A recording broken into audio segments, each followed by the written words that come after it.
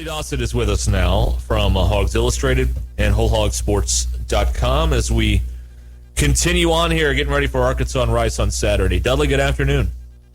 How are you guys doing? I've got to let you know I'm going to do this interview, but I have been speaking with the people at Bishop Sycamore. I'm considering their offer, and if I do take it, I hope y'all will respect my decision and please don't interview. Okay, respect the decision. Yeah, yes. Hey, Dudley, I need you to point to the point on your body that Treylon Burks has hurt, because nobody seems to know exactly what we're talking about here. I'm doing it. He's doing it. It's a sight gag, but hey, he's doing it. What do you know about this situation, Dudley? That he's been hurt, and I'm pretty much lower body injury. How's that? Yeah. They say day to day. Is he going to play? I don't think he's going to play this weekend. I mean, if he is, he's more superhuman than I thought he is. But I do think if he doesn't play this weekend, he'll be back good to go against Texas, which I think is more important. I'm not saying they can easily handle Rice, but I'm not sure they could handle Texas at all without him. And so I think that's a wise decision if they do indeed don't play him this weekend. In his comments earlier during the Zoom, it sure sounded like he wouldn't come out and say he wasn't, but it sure didn't like he was leaning toward him doing so. How big or how much more anxiety will there be not having your biggest offensive weapon on the field, if you're right, on Saturday? Because everything falls back to KJ at this point. Yeah, and that's true. And you're going, obviously, to need to have a good rushing attack. The fact that Rocket Sanders is back there and Treylon Smith, who has showed speed these last few times that I've been over there in the brief part of practice we get to see. I mean, everybody else is going to have to step up a level. Again, Rice is not, let's go with Notre Dame. Rice is not Notre Dame. But still, they are a very competent football team that, likes to play a smash-mouth version of football. And if Arkansas, who wants to play a little up-tempo, were to turn the ball over, then Rice would do its best to keep them away from it. And that's always, a problem when you've got two contrasting styles. That's a $2 fine for shoehorning God's team into any non-Notre Dame discussion. Now, my question to you is this. All right, Kendall Briles is stubborn offensively. He is not known for sort of morphing as the game goes along. He's going to run his stuff. You don't have Treylon Burks out there. Can you still run your stuff the way that you want to, or is he going to almost be forced to change? No, I believe that you can do that, just maybe not to the execution part, deep throws as much as you would. But I thought it was very poignant that Coach Pittman made a comment, and I want to say it was the end of last week, that we're not going to go to the locker room we're not going to wait and go to the locker room and make changes at halftime. We're going to make them during the first half, which I think is a pointed statement, that goes toward offense and defense, that they're not going to, if they get into something that's not working, just because it's scripted doesn't mean they're going to follow in it. And I think that's what I'm not calling him a great coach, yes, but I think that's what a lot of great leaders do in terms of adjusting on the fly and not just going with the cliche that we'll get this thing adjusted at halftime. Dudley Dawson's with us here on Ruscin Zach. It also, given what most college football fans saw Saturday with Nebraska and Illinois, I think it's the perfect thing fans want to hear. Is we're not going to, there's not going to be any, let's wait and see on adjustments.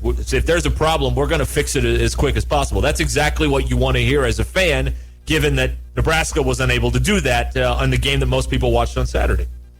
In fact, it looked like they waited till the middle of the fourth quarter to make the adjustment. Yes. Against the fighting Coach Bees. So.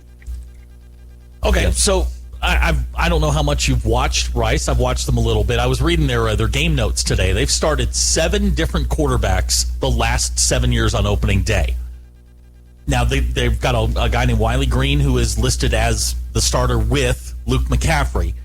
Who do you expect to see? I expect to see McCaffrey. I think Wiley Green will be a guy that comes in at some point, but I feel like it's McCaffrey or bust for them. he does not transfer in there unless they've given him an indication that he will either start or have a significant amount of snaps in that opening game. And I mean, this, the guy coached his brother as well, and I know that family didn't want him just flying around the country to different places. So I'm sure they got some assurances. That does happen on this level, just as it does in high school ball. Especially we think it would happen early on in the season. So you think they would have given him an indication? Because this kid has bounced around more than a Kardashian. Oh, the graphic! I mean, the visual. Yeah, well, has he been to Florida? 4 places now? I think? Yes. Yeah. And he still is a journeyman. Yeah, he is a journeyman quarterback. Right.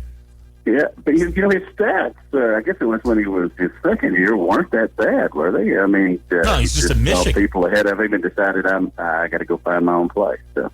Yeah. And how tough is it when when your brother is a star in the NFL and dating Olivia Culpo? You got to find your role someplace. Huh? No, this is a Michael Corleone Fredo situation. I'm smart. Dudley Dawson's with us here on Ruscin and Zach. A popular sports website, Dudley, said KJ yesterday is the 14th quarterback in the SEC. Do you think people are mad that they said it, or are people mad because it might be true? I think it's a combination of both. I do think there is, now, how in the world he could be worse than the graduate assistant starting for South Carolina? And I know that's not, they had listed Doty there, but, I do think that there is some apprehension. You see it on message boards. You hear it on talk radio of people who aren't sure. They want to know, is he going to be the Missouri guy or is he going to be the LSU guy? And, that's really what you've got a lot to work with right now. But here's a telling thing to me, I think. I don't think his teammates would have voted him captain if they weren't sure of his leadership ability and they weren't sure he's going to be the starting quarterback for a while. So they see it every day. I personally, what I've been watching for 4 years now, making trips to Mississippi and watching him play, and then been up here, obviously. I think he's going to have a good year. But would I bet the house on it? Absolutely not, because there's just not a big enough body of work. Are you shocked Treylon Burks wasn't named a captain? A little bit. You would have thought that would have been the case, but again, you go back to Myron Cunningham has a lot of respect over there. But yeah, that would have been one of the ones I thought would have come out of there. And congratulations to Joe Fouché, as well. But yeah, that's what I would have thought. Yeah, that was. It's your best player, but you've talked to Treylon. I've talked to Treylon. He's not a vocal guy. He's not loquacious. If you get him going on the right subject, he'll give you plenty of good quotes, especially if it's about the morning westerns he watches. But oh yeah, it's one of he watches like Gunsmoke and all that. Once he gets up to kind of get in the right mood for the day. He's rapidly becoming like my favorite person, like Bonanza, like outside of football. He's rapidly becoming. He kills hogs with his hands. He's watching westerns. He's watching Bonanza reruns on TV Land. This is great. Rifleman, Gunsmoke. Oh, what we got to do is we got to Chuck Connors. We got to find one of those those people that can do the past lives things, because I guarantee he's Wyatt Earp. Maybe. Yeah, I'm sure he had. I'm surprised he hadn't signed an NIL with the classic TV channel yet. So. Yeah. There's a lot of them now. Catch passes. He watches Gunsmoke. What else you want a kid? More people watch that Gunsmoke rerun in the morning than Skip Bayless's show over on FS1. I don't know if you knew that, but I'm not familiar with this guy. Few are. That's because more people are watching Gunsmoke in the morning. Dudley Dawson. Miss Kitty, baby. Miss Kitty. That's right, exactly. Ruscin and Zach here, and Dudley Dawson from Hawgs Illustrated is with us here. Cristiano Ronaldo's now, I know you're a front runner and you cheer for Manchester United, but now you got Cristiano. You thrilled?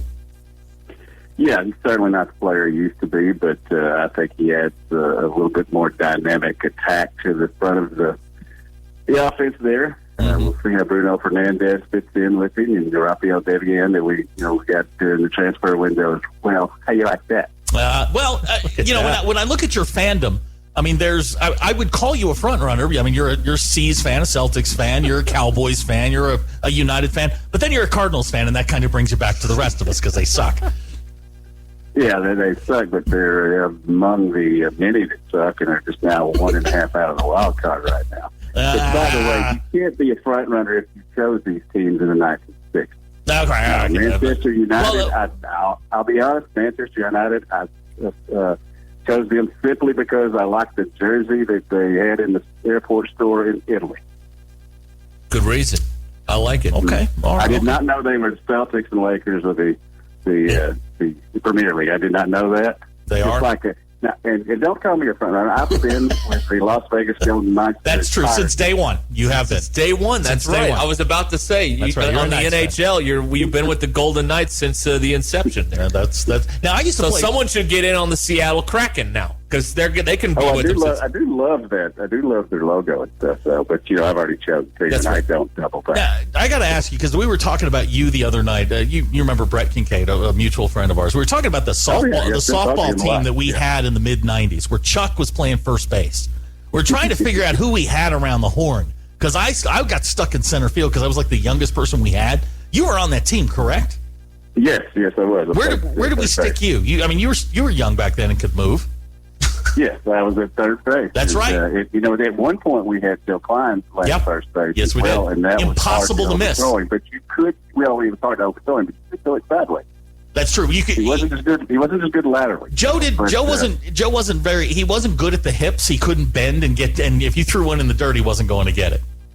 Yeah, and it's still his philosophy. Right. Yeah, we used to have Chuck over first base, and he used to wear the Ray-Ban aviators over there. Yep. Yeah. Eric Persky, Jay Crane, Boo Roth, or some others. We were terrible. But we were always better. We were always better than Otis Kirkstone. That's true. That is very, very true. Yeah, that's 100% correct. Yeah, I forgot. I thought that was just a throwdown we're going to have Saturday now. Yeah, I thought we played because we were talking about the time Brett struck out and saw slow pitch softball, which is literally impossible to do. And he didn't swing and miss. He got called out. He got punched out. Oh, a punch out? He got punched out in slow pitch softball, and today is the 25th anniversary of that. That's very Aaron Judge of him. Were you there that one night that we went to pregame at Maxine's, and I led off the game with a home run simply because I hit the ball in the middle? Aim for the one in the middle. Hit that one in the middle, and it took off. We didn't win very many, but we had a good time. Oh, that is good. True. That is true. All right, Dudley, thank you. We appreciate it. Always.